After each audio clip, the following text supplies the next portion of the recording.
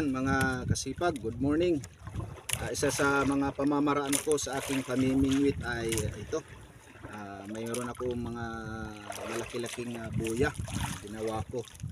Yan, mayroon po itong papainan po ito natin ng buhay na isda. Yan, yan.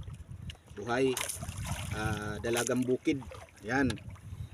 Para kainin ng mga lapu-lapu, pula, saka mga talakito na malalaki.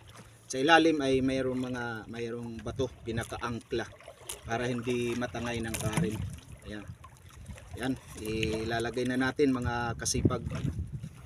Yan, para sana makahuli tayo ng lapu-lapu. Yan, buhay pa yan. Yan.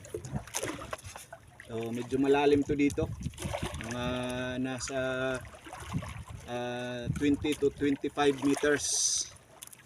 Yan ang lalim dito, saka bahura ang ilalim, coral reef na batuhan.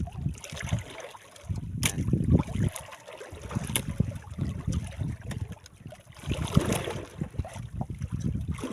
Sana makahuli tayo, kainin yung pain natin.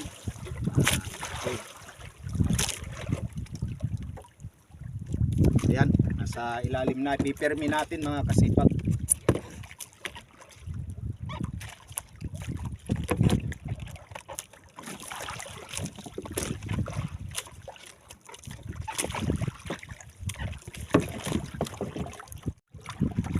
Ayan na mga kasipag, kinain na yung ating pain. Ayan, hugutin ko na.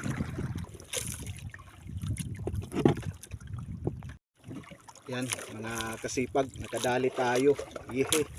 Yan, mahal to, mahal. Yan, lapu-lapu, pula. Yan. Ano, laki.